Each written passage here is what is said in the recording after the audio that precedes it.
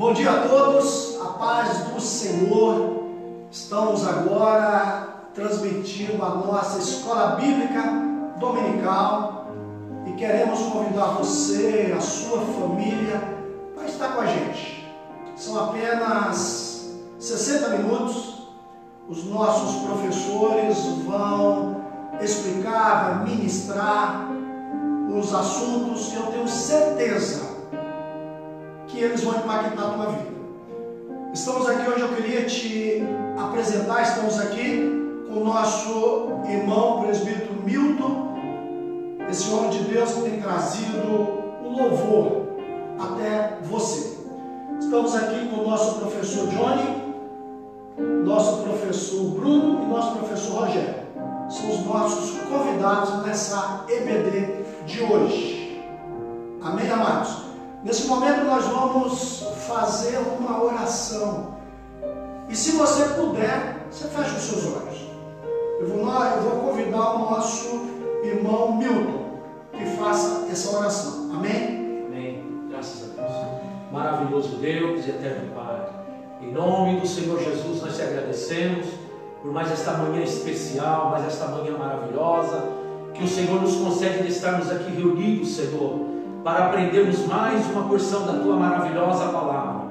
Senhor Jesus, abençoa rica e poderosamente a nossa escola dominical. Abençoa cada irmão que está conectado conosco. Senhor, fala profundamente aos nossos corações pela Tua palavra. Para a glória do Teu nome, rogamos a Tua misericórdia e a Tua bênção, em nome de Jesus. Amém. Amém. Meus amados, nós vamos agora cantar um louvor. Nosso irmão Milton, por gentileza. Graças a Deus, a paz do Senhor a todos os irmãos.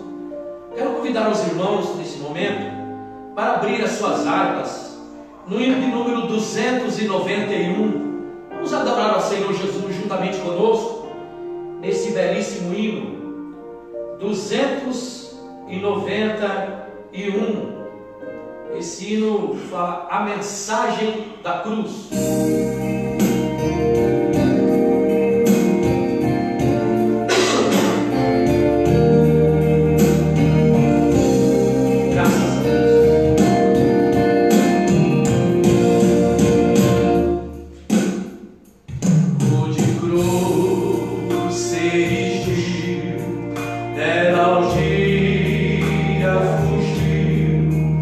Como emblema de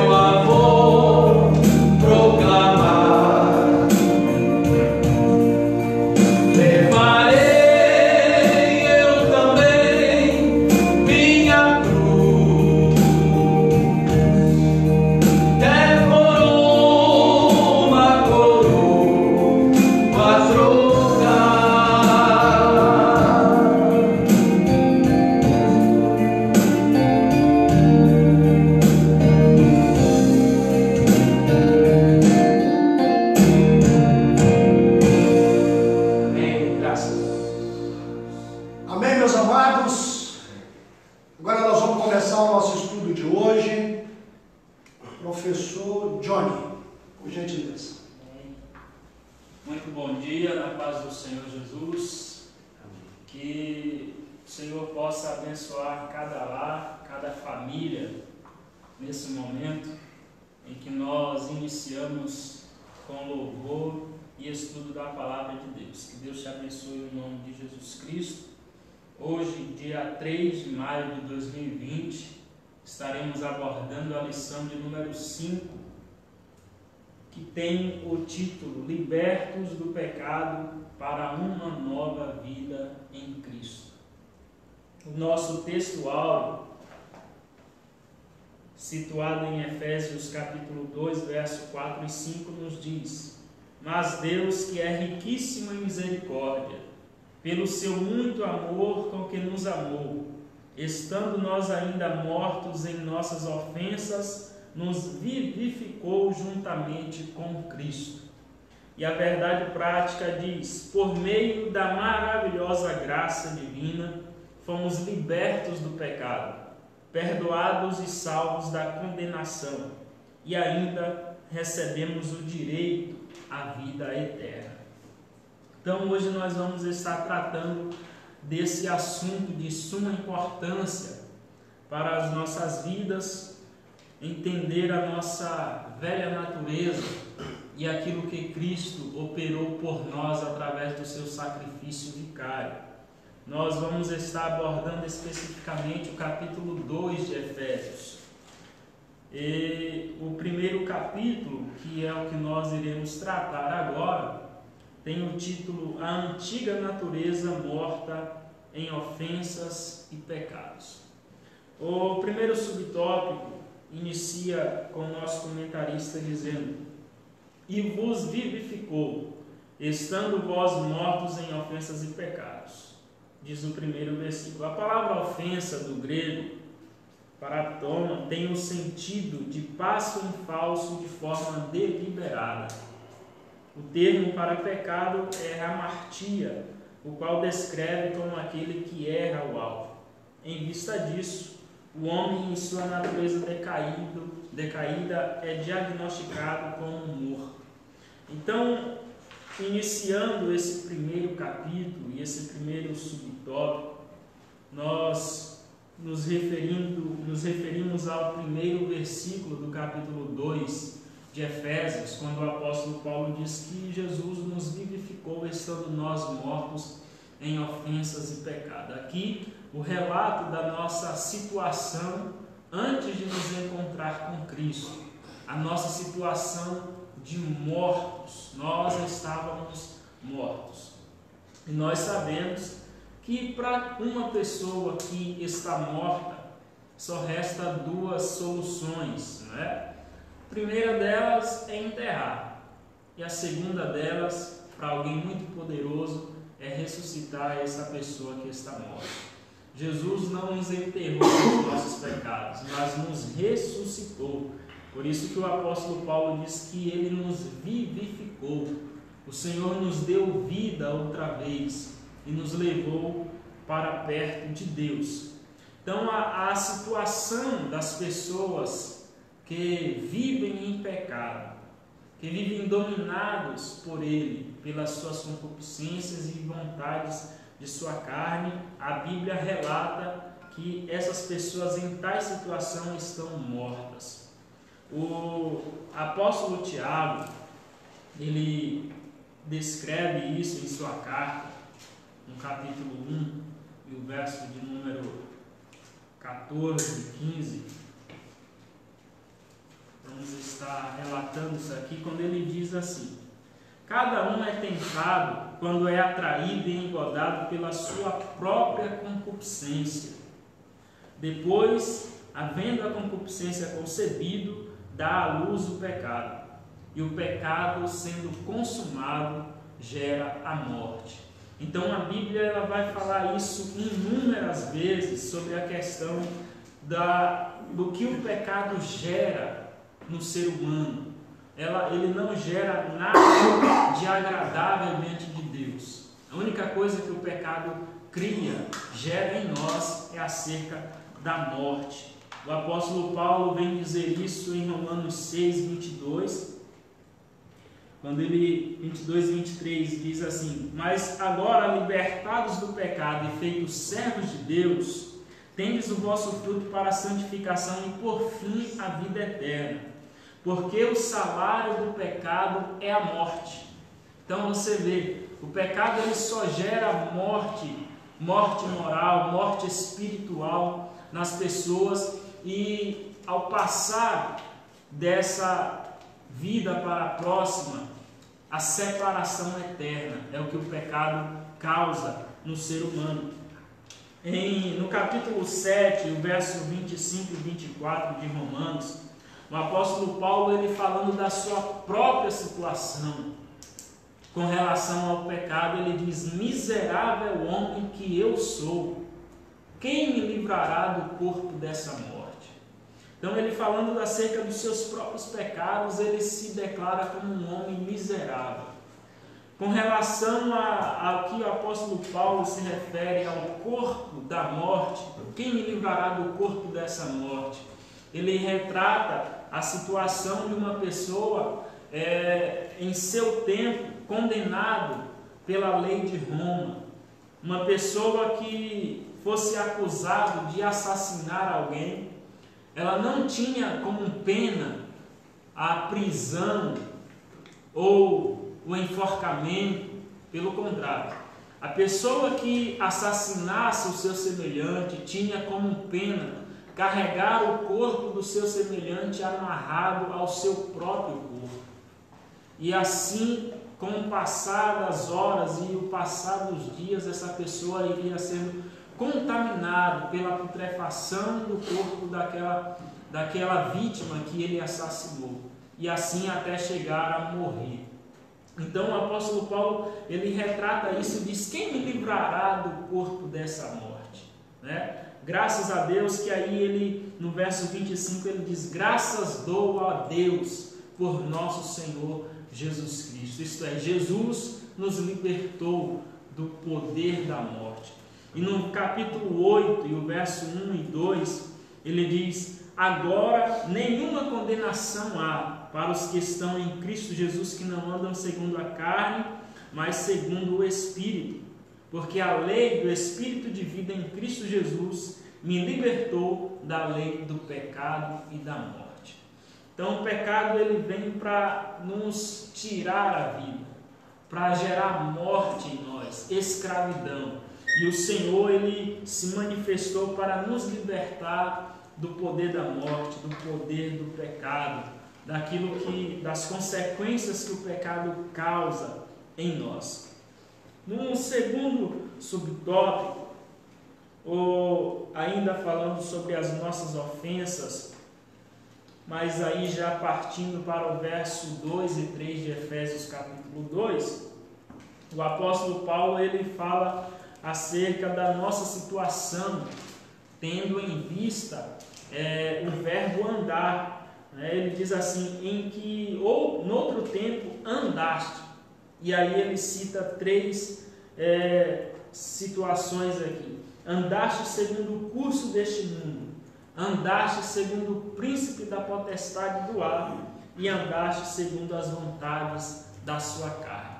Então, as situações que nós estávamos mergulhados, nós andávamos segundo o curso deste mundo, ou seja, nós andávamos na mesma mão que o mundo anda, de conformidade com os seus padrões imorais, com a perversão, a inversão de valores.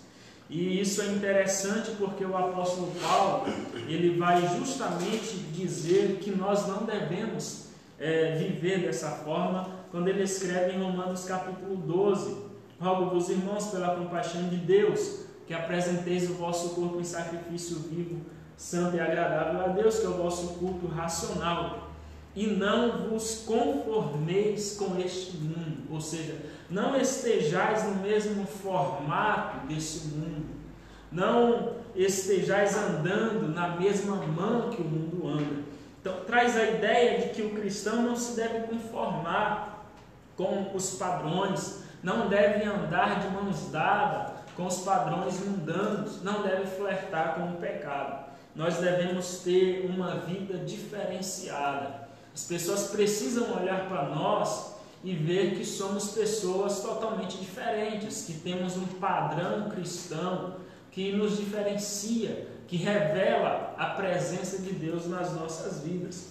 Então, isso o apóstolo Paulo cita a nossa situação no passado, e é algo que nós devemos levar em conta, porque não é mais o mesmo padrão que nós devemos viver hoje no presente.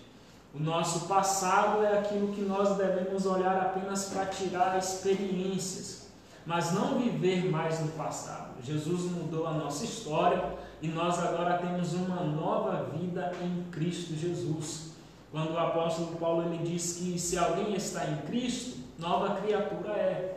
As coisas velhas já passaram. Então nós não devemos mais viver olhando para o passado, para aquilo que éramos, mas para aquilo que o Senhor fez nas nossas vidas. Nós não andamos mais segundo o curso deste mundo, na mesma mão que esse mundo anda. Veja bem, segundo a situação que o apóstolo Paulo fala, é andar segundo o príncipe da potestade do ar. O que o apóstolo Paulo ele está dizendo? Ele faz uma alusão, essa potestade do ar, obviamente ele faz uma alusão a Satanás, né? O príncipe deste mundo, aquele que cegou o entendimento dos incrédulos. O apóstolo Paulo ele fala isso porque o inimigo ele é alguém que exerce autoridade, influência negativa sobre aqueles que vivem dominados pelo pecado, né? Isso não diz respeito à nossa situação hoje, mas no nosso passado o diabo ele tinha influência sobre as nossas vidas, e é isso que o apóstolo Paulo está dizendo. Quando nós vivemos dominados pelo pecado, estamos sendo influenciados pelo inimigo das nossas almas, dominados pelo inimigo das nossas almas. Mas é interessante que o apóstolo Paulo ele vai dizer justamente que essa potestade do ar, ele vive nas regiões celestiais, lá em Efésios capítulo 6, a partir do verso de número 10. Mas depois, o apóstolo Paulo ele também fala que nós agora não estamos influenciados pelo inimigo, mas nós fomos colocados nas regiões celestiais em Cristo Jesus. Isso significa que nós agora estamos em uma situação de guerra contra os inimigos das nossas almas, e nós não podemos temer, não precisamos temer, porque tem alguém que tem mais poder do que os nossos inimigos e está conosco, que é Jesus Cristo, aquele a quem Deus exaltou soberanamente sobre todo o nome nos céus e na terra. E no último subtópico aqui, se falando sobre que nós andávamos segundo a vontade da nossa carne. Essa é a última situação que o apóstolo Paulo se refere aqui, nos mostrando que nós vivíamos segundo a inclinação do mal, segundo a inclinação do pecado, fazíamos aquilo que a nossa carnalidade desejava. E em Gálatas capítulo de número 5, que é um texto muito conhecido, o apóstolo Paulo ele relata várias obras da carne, que era o que dominava as nossas vidas, a partir do verso de número 19.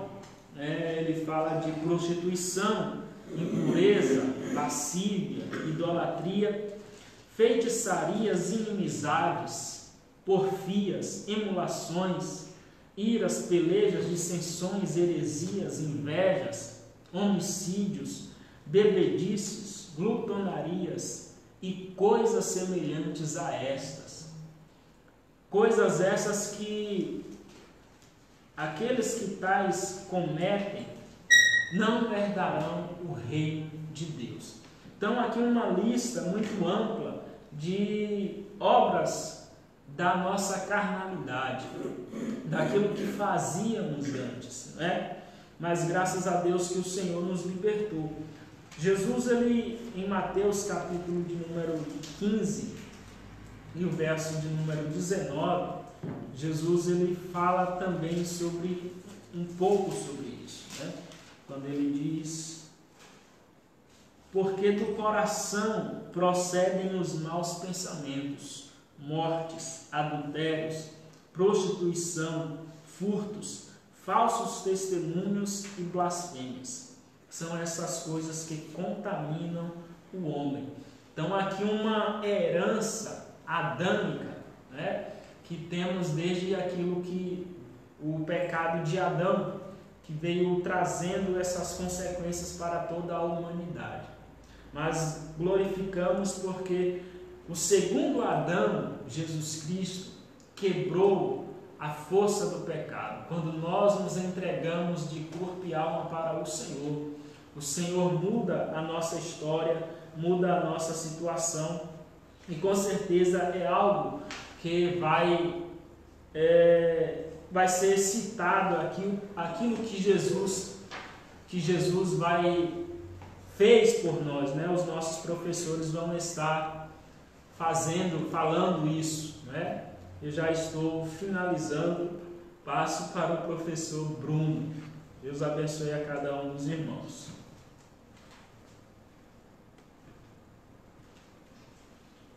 Irmãos, a paz do Senhor, novamente, os que estão sintonizando aí nesse momento, para compartilharmos um pouco da Palavra de Deus, do estudo da Palavra de Deus. Para mim é sempre um grande privilégio poder estar trazendo um pouco daquilo que Deus tem proposto ao meu coração, enviando aos irmãos a mensagem de salvação, mensagem de fé, ao qual nós proferimos. Nós vamos entrar agora no segundo tópico da nossa revista, que vai falar a respeito da vivificação pela graça de Deus. Eu, lendo esse segundo tópico, vi uma informação bem categórica do autor da revista, e ele vai trabalhar esse assunto de uma forma bem uma forma introdutória justificativa, né? E por ato de bondade e misericórdia, estando nós ainda mortos em pecados, Deus imensamente nos amou e por isso nos vivificou por meio da sua graça. A vivificação por meio da graça. A ideia de vivificação, a ideia de vivificar, ela vem primeiramente em um estado, o estado original de ideia de morte. Se nós formos discorrer todo o percurso deste contexto na Bíblia, nós vamos entender que o primeiro estado do homem, lá no Jardim do Éden, ainda nos primeiros capítulos de Gênesis, nós vamos ver que havia vida no homem com Deus. Existia uma intimidade entre Deus e o homem, existia vida.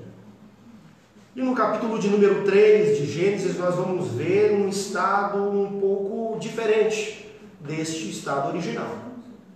Nós vamos ver que, em função do pecado da desobediência, o homem passa então a estar num estado de morte. E nós vamos ver todo esse contexto em todo o discorrer da Bíblia. Portanto, o homem ele nasce em um estado de morte espiritual. Ele nasce no estado de vida física, mas em um estado de morte espiritual. E a única forma, o único meio desse estado de morte passar para o estado de vida é por meio da fé em Cristo Jesus, que através dessa fé nós podemos alcançar a vivificação em Cristo Jesus.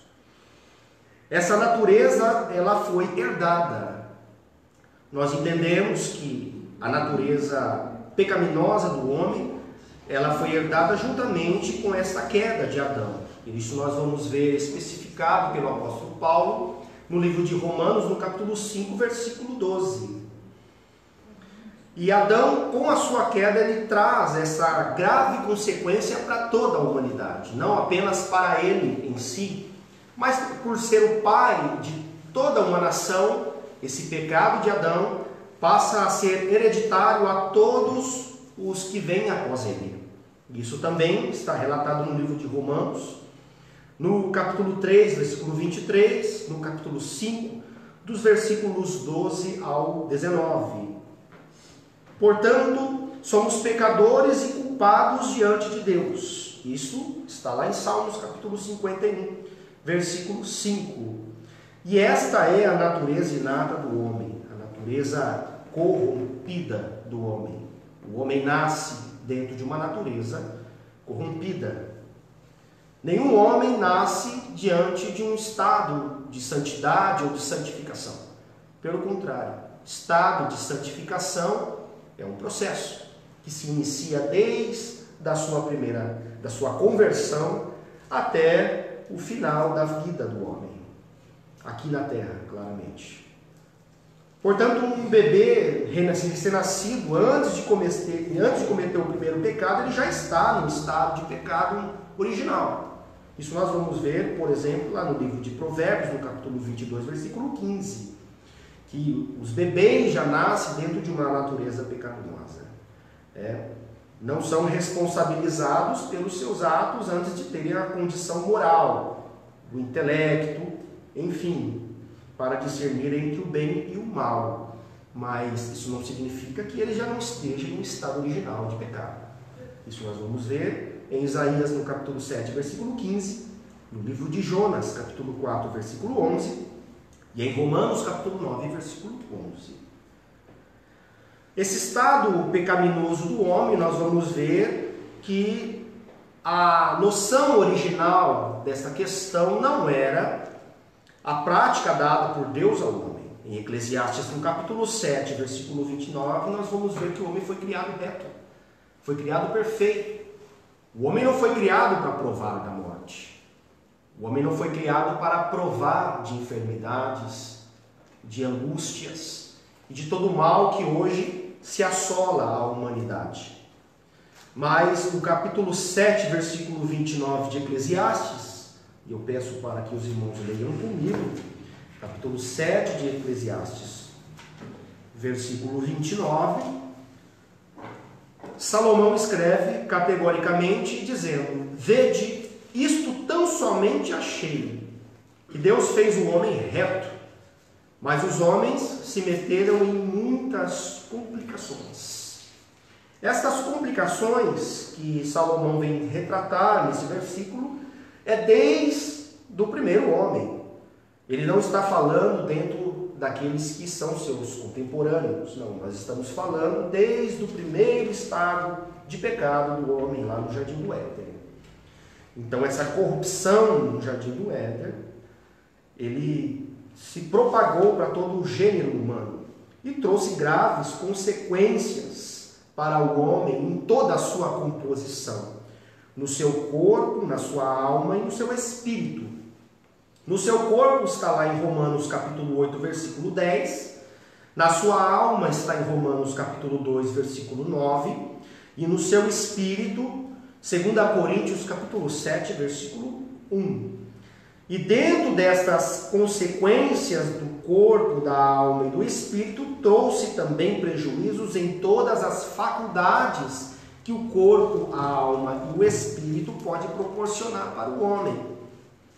Portanto, o homem foi prejudicado no seu intelecto, Isaías capítulo 1, versículo 3, prejudicado em suas emoções, Jeremias 17, 9, na sua vontade, Efésios capítulo 4, versículo 18, na sua consciência, 1 Coríntios 8 e 7, na sua razão, em Tito capítulo 1, versículo 15, e também na sua liberdade, em Tito capítulo 3, versículo 3.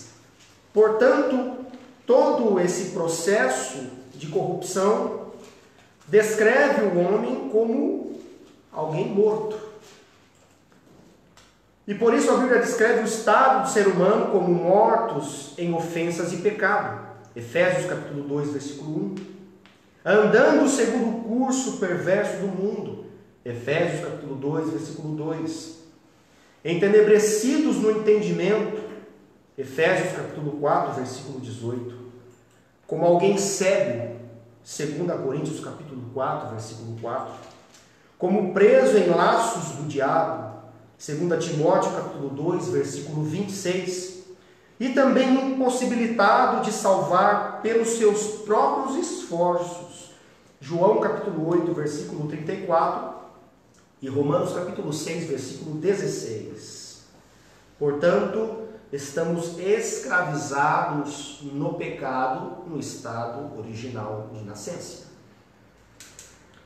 Todo estado espiritual, ele é retratado pelo profeta Isaías como um corpo ferido, ou um corpo cheio de feridas. Isaías capítulo 1, versículo 6. E também reafirmado pelo apóstolo Paulo em Romanos 3, nos versículos 11 ao versículo 18. E, portanto, esta é a situação pelo qual descreve esta palavra do salmista, no número 14 de Salmo, versículo 26, dizendo que não há nenhum justo sequer na terra. Não há como o homem se justificar, a não ser pela fé em Cristo Jesus. E a graça de Jesus é que traz a justificação do homem. Essa natureza pecaminosa não exclui o livre-arbítrio do homem. Não. O homem, mesmo afastado de Deus, isso está lá em Romanos capítulo 3, versículo 23, ele tem uma natureza pecaminosa. Romanos 6, 20. Assim, quando Adão peca, ele traz uma iniciativa, ou Deus traz uma iniciativa ao homem de procurá-lo. Isso está em Gênesis capítulo 3, versículo 9. No momento em que Deus vai buscar Adão, vai procurar por Adão, no final daquela tarde em que Adão havia pecado contra Deus, Deus não estava fazendo outra coisa senão dando a Adão uma segunda oportunidade. E quando Deus busca por Adão, trazendo a ele uma iniciativa de justificação diante de Deus, Adão, ele traz a Deus um conceito de que, na verdade, ele não foi o errado foi a mulher. Foi a mulher que me deste, que ocasionou tudo isso. Portanto, essa justificativa do homem só trouxe a ele graves consequências. Essa segunda oportunidade que Deus traz para o homem fez um mau uso desta oportunidade, trazendo essas graves consequências. Amém, irmãos? Esse poder regenerador da graça de Deus, que vem a ser essa vivificação através da graça de Deus, este favor de Deus, essa graça, este favor não merecido, pertence e vem apenas de Deus. É uma fonte originária de Deus. Isso está lá em 1 Coríntios capítulo 15, versículo 10, e Tito capítulo 2, versículo 11. E também vamos ver em 1 Pedro capítulo 5, versículo 10. Essa graça que brilhou sobre todos os que estavam em trevas e assombreada pela morte. Lucas capítulo 1, versículo 79 e Mateus capítulo 4, versículo 2. Essa salvação, ela não vem senão pela graça. Nós não temos outro meio de salvação que não for pela graça.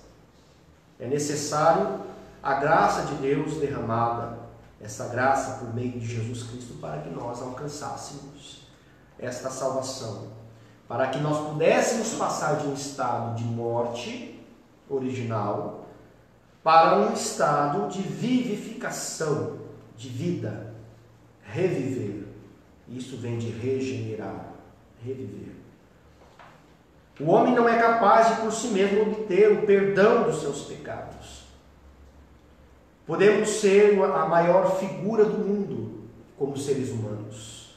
Podemos ter todas as qualificações que o homem pode ter ou obter através de suas habilidades, através de suas obras. Nós podemos ser taxados como o melhor pai, o melhor cristão, o melhor ser humano, mas por meio das nossas obras nós não podemos alcançar salvação, apenas através e por meio da graça de Deus. Isaías capítulo 1, versículo 18, Isaías 43, versículo 25, Malaquias capítulo 7, versículo 18 e 19, e também o livro de Marcos capítulo 2, versículo 10.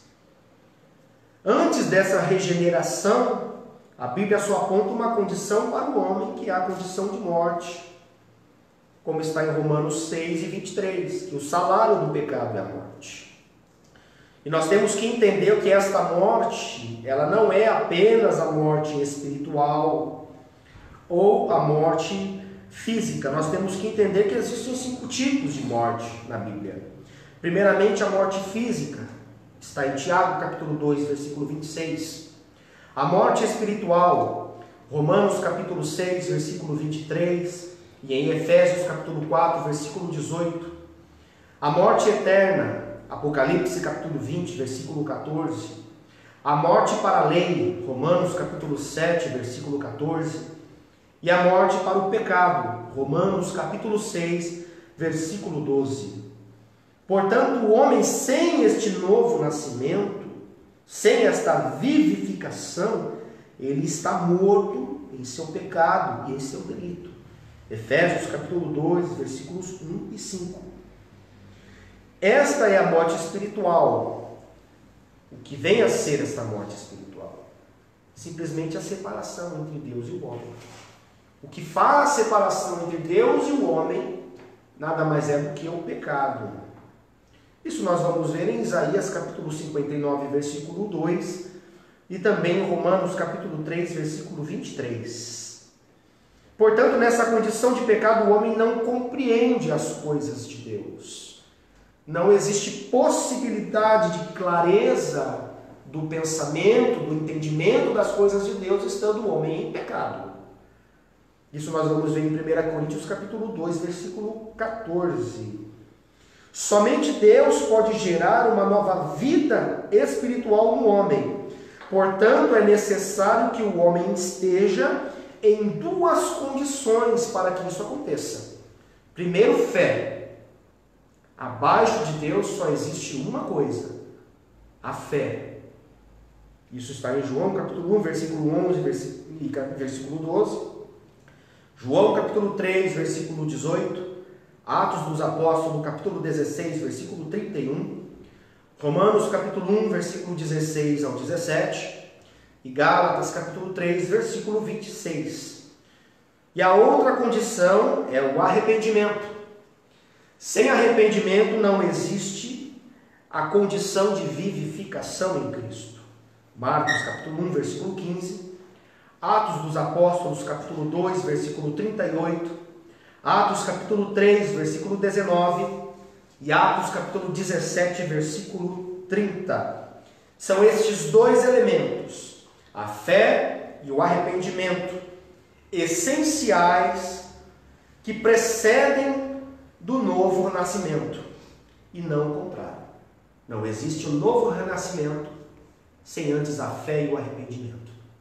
São 2 condições para a vivificação em Cristo, para este novo nascimento em Cristo Jesus. E passo agora a palavra para o nosso irmão Rogério. Deus abençoe a todos. A paz do Senhor, irmãos, é sempre um motivo de alegria, nos reunimos novamente. De antemão eu quero fazer os meus agradecimentos a você que está em casa, que todos os domingos está aqui nos assistindo e compartilhando conosco mais uma EBD. Meu abraço também aos meus amigos, irmãos da Sala Abraão. Hoje nós estaremos falando a respeito do tópico de número 3. A salvação não vem das obras. Amados, estamos falando a respeito da carta aos Efésios, né?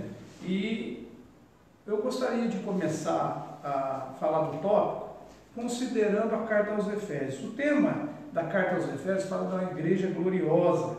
O propósito é revelar, o propósito de revelar de Deus, unindo tanto o judeu quanto o gentil em torno de um só corpo, que seria a igreja. Quando o autor aqui ele fala, olha, em Efésios 2, 8 e 10, Paulo revela que a salvação não depende de obras humanas, porque pela graça sois salvos por meio da fé. Uma vez salvo, o crente deve praticar as boas obras. O primeiro tópico diz assim, olha, graça como meio de salvação. E ele considera a salvação é o livramento do poder da maldição do pecado e da morte, e a restituição do homem à comunhão com Deus. Como foi dito aqui pelos nossos irmãos, o irmão Johnny e o irmão Bruno, o homem, para se falar de graça, nós comparamos graça e existe uma relação entre graça e pecado. O porquê? É o que foi dito no tópico inicial da lição, quando falamos a respeito do pecado, foi o que o irmão Johnny explicou. Quando comparamos a graça, nós temos que entender o pecado original, o homem separado dessa comunhão com Deus. E quando Paulo escreve aos Efésios, nós temos que ter em mente qual o pano de fundo que o apóstolo tinha aqui. Veja bem, quando ele fala, ele está falando para a igreja composta não só por judeus, mas também por gentios, mas na sua grande maioria, judeus. Então, quando Paulo fala a respeito de graça, ele já tem em mente o conceito que o judeu tinha acerca de Deus no que diz respeito à salvação. E ora, veja bem, o judeu, bem sabemos que eles serviam, eles tinham, digamos assim, como regra, a lei de Moisés. Então, quando Paulo fala, olha, nós somos salvos por graça e não por obras, Paulo estava também trabalhando o conceito de que aquilo que mesmo que indiretamente estava ligado a um conceito exclusivista judaico. Veja bem, o termo graça, no grego, conhecido por charis, ou charis, ele vai falar a respeito de favor imerecido, benevolência.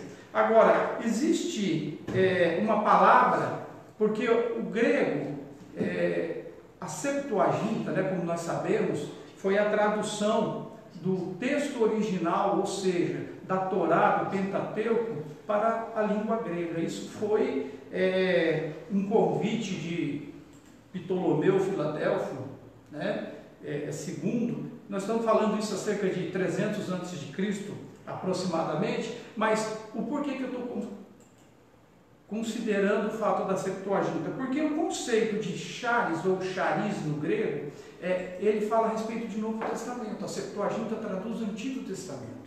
E graça no conceito judaico, ou seja, no hebraico, e Paulo tinha isso em mente quando ele fala a respeito da graça, que somos salvos mediante graça e não obras. Ele estava trabalhando o conceito numa palavra ren. A palavra ren, ela é formada por duas consoantes, a consoante het e nun. E o que significa isso? É necessário que se construa toda uma história de simbologia dentro do contexto hebraico, dos antepassados. E você vai entender que, falando lá dos antepassados, aí ele está remontando o momento lá dos clãs, dos patriarcas, e é isso, o acampamento de um clã, de um nômade. Aí nós estamos falando de Abraão, vamos falar lá do início, do começo, quando Deus separa e elege a nação de Israel como um povo. Ele está falando de clã, e o clã, ou seja, o nômade, ele constituía de muitas tendas familiares, e a história, ela nos ensina que eram de 50 mais tendas, e elas formavam um círculo em torno do centro. E a palavra, het, que forma, na verdade, a consoante het, que forma a palavra ren, ela vem justamente dessa ideia, e essa ideia simboliza parede, ou seja, het, parede. E nun, para formar a palavra ren, ele tem o simbolismo de uma semente que continua, ou seja, pode parecer meio confuso, mas a ideia é aquilo que se forma, ou seja, a parede é formada para que algo continue, ou seja, a parede no sentido de proteção. Agora, na antiguidade, parede não é o que nós hoje entendemos como parede, como aquilo que se separa algo. Mas nos antepassados judaicos, dos hebreus, eles tinham parede como proteção. Então a ideia seria uma proteção para que algo continue. Aí quando você leva isso mais adiante, aí nós já estamos falando num período mais próximo do apóstolo, é justamente essa a conotação, de que graça significa justamente isso, uma proteção que continua. E é justamente isso que, do ponto de vista judaico, ou seja, que em Cristo, ou Mexia, ele tinha essa conotação de graça, de que aquele que crê em Cristo, teria essa proteção continuada. Ou seja, quando Paulo aborda a questão graça, não do ponto de vista do grego, mas do ponto de vista do hebraico, do judeu, ele está dizendo que, olha, a proteção em Cristo continua, que é a palavra ren no original. Então, olha, veja bem, o que Paulo trabalhava com isso? Nós bem sabemos que o povo judeu, ele, por seguir a lei de Moisés, eles tinham dificuldade no momento da conversão de, digamos, desassociar certas conotações da lei em relação à graça. Então Paulo vai trabalhar esse contexto, dizendo, olha, pela graça sois salvos. Isso não vem de vós, é dom de Deus. E nem vem pelas obras. E quando ele fala de obras, ele está justamente falando das obras da lei. Que obras? Cerimoniais, sacrificiais. Nós entendemos e já estudamos em algumas outras áreas de que Paulo havia já lidado com certas dificuldades de judeus que haviam se convertido ao cristianismo, mas ainda trazia vestígios da lei e obrigavam gentios, no caso, a praticarem tais. Então, quando Paulo trabalha a questão de graça, e aí nós vamos para o grego agora, que esse é um favor imerecido, é uma benevolência, Paulo faz a junção desses dois aspectos, tanto do grego quanto do hebraico, que vai falar a respeito de proteção. Agora, proteção do quê? Aí é o interessante, não é proteger de algo externo, mas proteção no sentido de trazer para perto aquilo que de fato importa. Ou seja, no original hebraico, a ideia de ren, de graça, tem a ver com a ideia daquilo que Deus proporciona no que diz respeito ao amor. É a mesma ideia lá colocada da galinha que traz para debaixo das suas asas os seus pintainhos. Mas ela não o faz no sentido simplesmente de proteger os seus filhotes de algo externo, mas ela faz no sentido de demonstrar afeto. Então, no original hebraico, a ideia é justamente essa. Vai falar de acampamento, de barraca, de proteção, de tenda, de família. E quando nós vamos para o Salmo, que vai dizer, olha, aquele que habita no esconderijo do Altíssimo, ou seja, o habitar ali diz respeito à tenda, à moradia. Aquele que habita no esconderijo do Altíssimo, a sombra do Onipotente descansará. Então, Paulo está trabalhando toda essa ideia no conceito de graça. Não só para que gentil compreenda através do grego, favor imerecido, mas que também judeu compreenda através da palavra hebraica ren. Então, Paulo trabalha esses dois princípios. Agora, quando nós partimos, irmãos, para outra situação que fala a respeito obras como evidência de salvação, o que o apóstolo Paulo está dizendo? Olha, uma vez que se compreendeu que Deus nos escolhe, nos protege, através do quê? Através desse amor, desse trazer para perto, desse ato que nós mesmos não poderíamos. Por quê? Porque, como bem explicou os nossos professores aqui, estávamos em pecados, em delitos, estávamos mortos. E ele vai dizer o seguinte, que em Cristo nós somos vivificados. Ou seja, o que é ser vivificado? É sair do estado onde se está morto para um estado de vida. Agora, note bem, o interessante é que nós não estamos falando de um upgrade. Você não saiu de uma vida ruim e Cristo te melhorou. Não. Você estava morto e agora você está vivo. Se trata de uma outra criatura, se trata da mesma pessoa, mas que agora vive através do Espírito, não vive mais através da carne. E esse conceito, ele é muito interessante, por quê? Porque ele nos remete de novo lá para Gênesis. E em Gênesis nós vamos entender o quê? Deus dizendo, olha, façamos o homem à nossa imagem e semelhança. O homem num estado que é o que fala o verso 10 do capítulo 2 de Efésios, que vai dizer, olha, porque somos feitura sua, criados em Cristo Jesus. Ou seja, Deus, quando nos fez, Ele nos fez sem defeito. Ele nos fez perfeitos. Perfeitos para quê? Para uma comunhão íntima com Ele. Mas, em decorrência do pecado, da queda do homem, nós passamos por meio do primeiro Adão a carregar o pecado e a maldição do mesmo.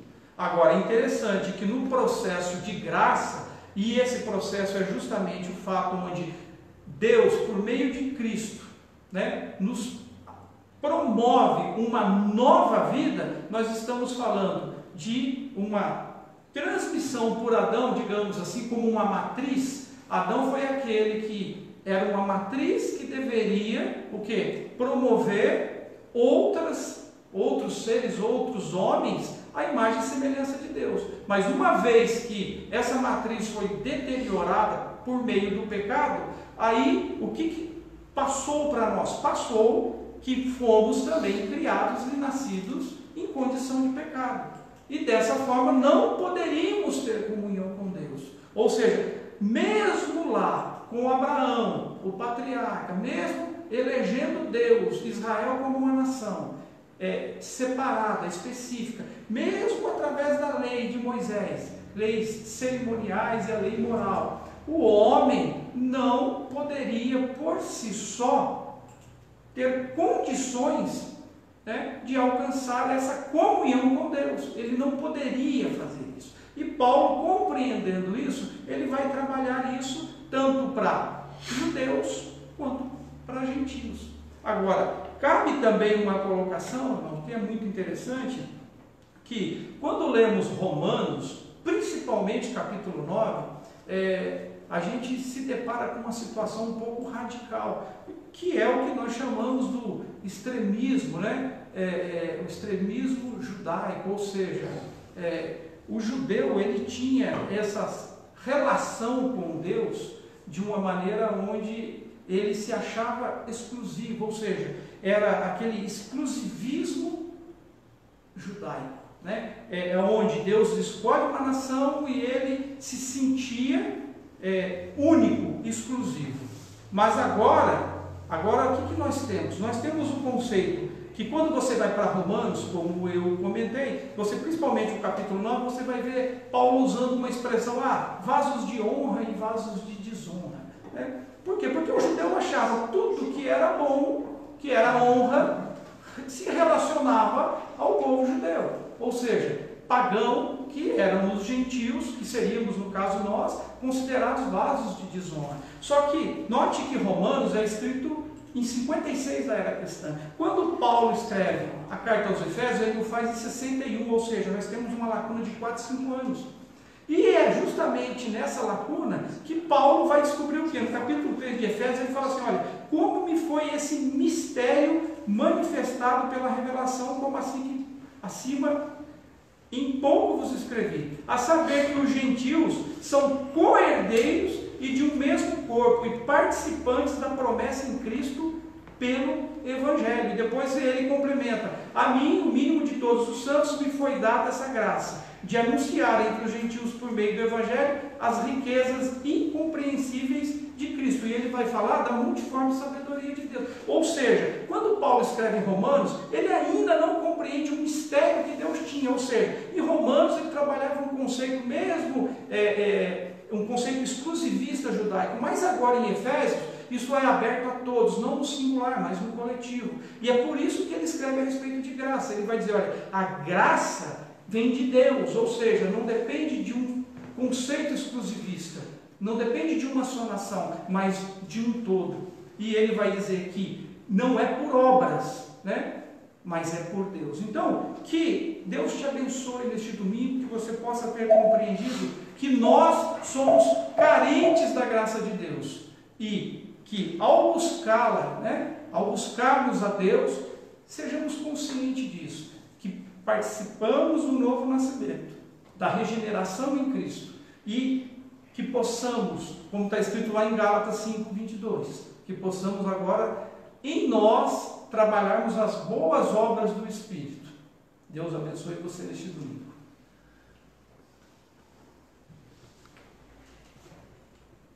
Amém, meus amados. Estamos quase chegando ao final da nossa EBD. E nós queremos que você fique mais um pouquinho aí com a gente. Nós vamos louvar mais um hino ao nosso Deus. Em seguida nós estaremos orando por você e por sua família. Amém? Um momento. Graças a Deus. Que lição maravilhosa, né, que aprendemos aqui nesta manhã. Fala sobre a maravilhosa graça de Deus revelada na pessoa bendita, santa e maravilhosa de nosso Senhor e Salvador Jesus Cristo. Nós estamos de quarentena, né? Mas a graça do Senhor Jesus não está de quarentena, não. Viu? A graça do Senhor pode alcançar você aí aonde você está, na tua casa, no teu trabalho, aonde você está. Se você está se sentindo assim um pouco longe da graça, esta manhã, como disse o nosso professor Bruno, é uma manhã de oportunidade que o Senhor Deus está dando a você. Oportunidade significa estar de frente à porta. E nesta manhã, o Senhor Deus está te dando uma oportunidade, mais uma, de tantas quantas Ele já tem te dado. Você, aí onde você está, você pode se reintegrar novamente, aleluia, aceitando, recebendo esta graça maravilhosa de Deus na tua vida e no teu coração. Eu estarei adorando ao Senhor Jesus com o hino, e durante esse tempo que estarei adorando ao Senhor, presta bastante atenção na letra deste hino, que será cantada nesse momento, e medite como está a tua situação diante de Deus. Não é diante dos homens, é diante de Deus. Se você está fora, receba esta graça hoje, nesta manhã maravilhosa de oportunidade que o Senhor Deus está te dando. E no final, como disse o nosso coordenador Adilson, nós estaremos orando por você, para que você venha se reintegrar novamente a esta graça. O Senhor, Ele nos deu o ministério da reconciliação. Você nesta manhã poderá se reconciliar com o Senhor novamente. O seu sangue continua quente para perdoar os teus pecados, para te lavar de todas as tuas iniquidades. Adoremos ao Senhor.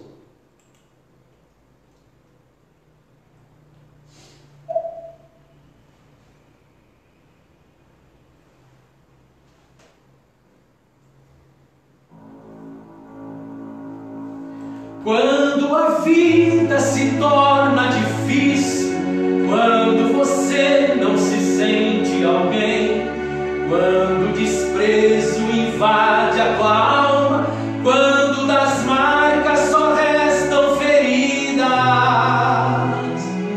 quando o amor não é alcançado, quando o mundo te deixa de lado e o coração explode na dor, é hora de ter o Salvador. O Salvador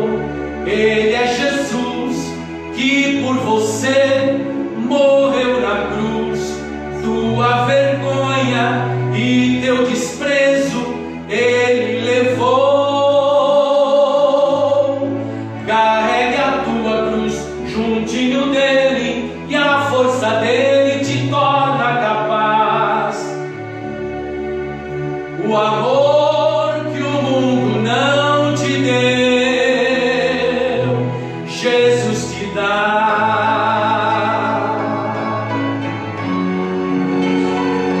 O amor que o mundo não te deu, Jesus tem para você aqui nesta manhã.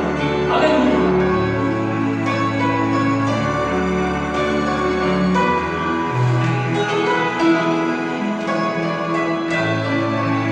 Bendito para sempre seja o nome do Senhor Jesus. Ele te ama assim como você está. Ele te ama. Glória a Deus. Quando a vida se torna difícil, quando você não se sente alguém, quando o desprezo invade a tua alma, quando das marcas só restam feridas, quando o amor não é alcançado, quando o mundo te deixa de lado e o coração explode na dor, é hora de ter o Salvador. O Salvador, Ele é Jesus, que por você morreu na cruz. Tua vergonha e teu desprezo Ele levou.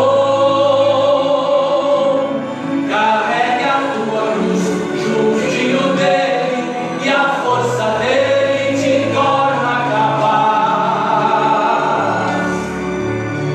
O amor que o mundo não te deu, Jesus te dá.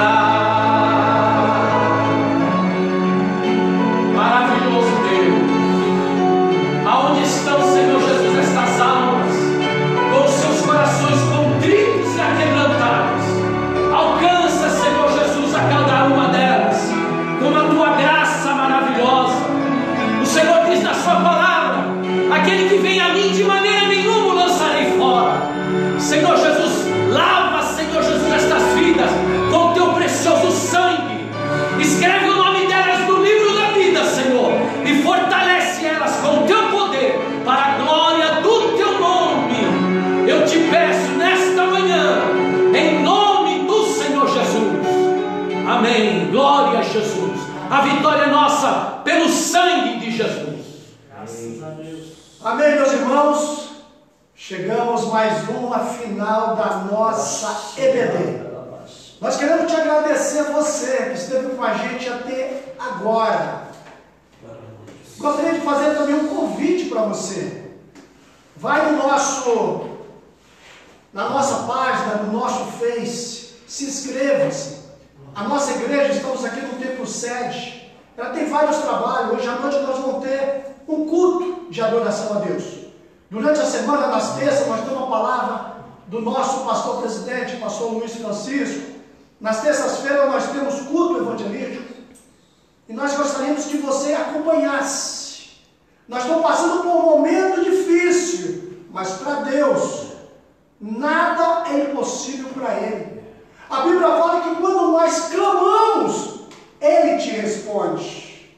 Ele só te pede: entrega a tua vida ao Senhor, confia nele, e o demais Ele fará. Da onde você está? Feche os teus olhos. Vamos orar a Ele.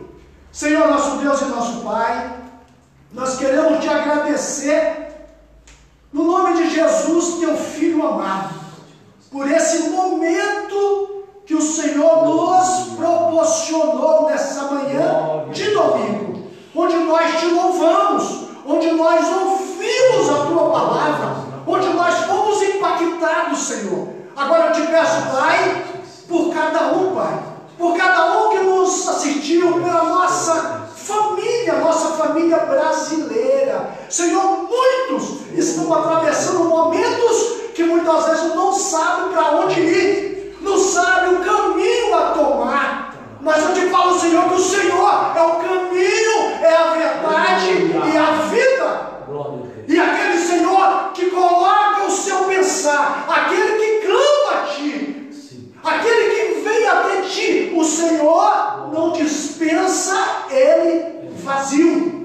E eu te clamo, Pai, nessa manhã, e já te agradeço, no nome santo de Jesus Cristo, teu Filho amado. Amém. Amém. Glória a Deus. Amém.